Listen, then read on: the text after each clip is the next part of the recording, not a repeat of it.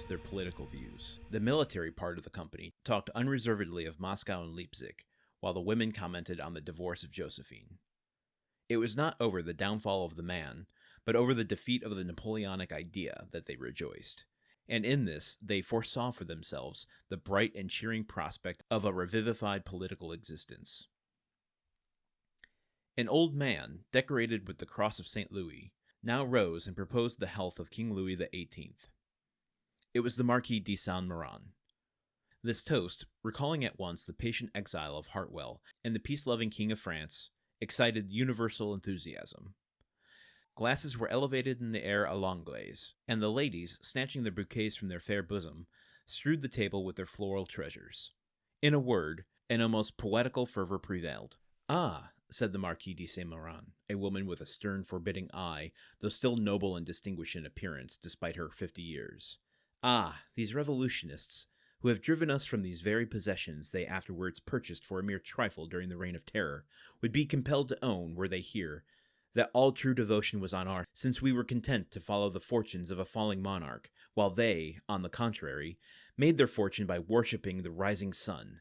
Yes, they could not help admitting that the king, for whom we sacrificed rank, wealth, and station, was truly our Louis the Beloved, while their wretched usurper has been, and ever will be, to them, their evil genius, their Napoleon the accursed. Am I not right, Villefort?" Okay, Chapter 6 finally gets a first character, Marquis de Saint-Méran. A woman of 50. She is noble and distinguished in appearance.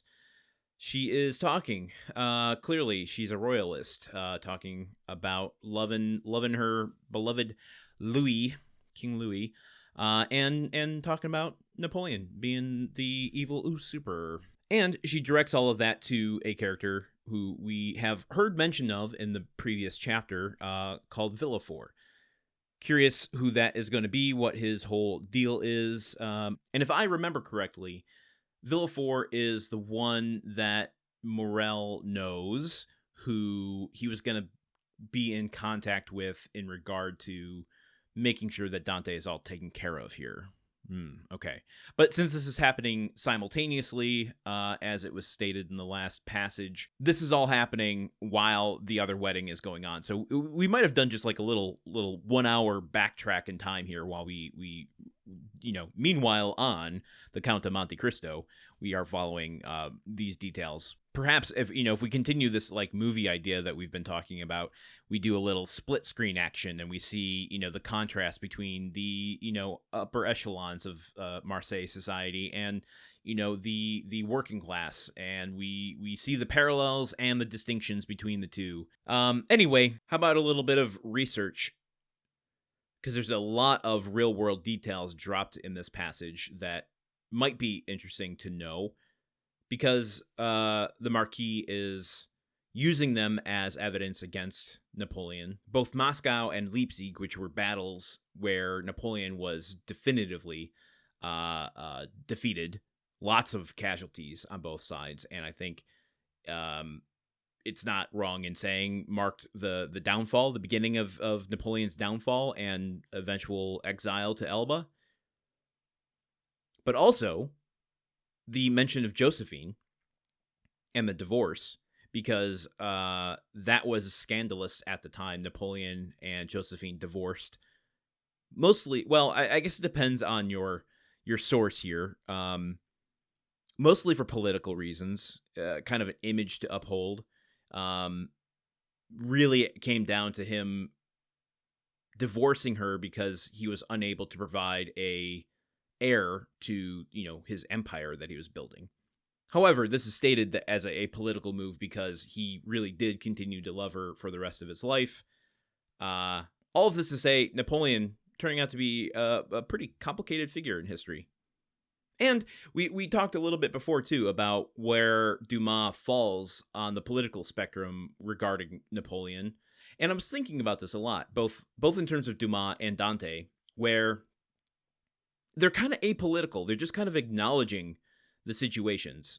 Dumas, in particular, is acknowledging both sides more than Dante is. Dante just feels apolitical in the sense that he is keeping his nose to what most affects him or that he cares most about, his father, Mercedes, and the ship.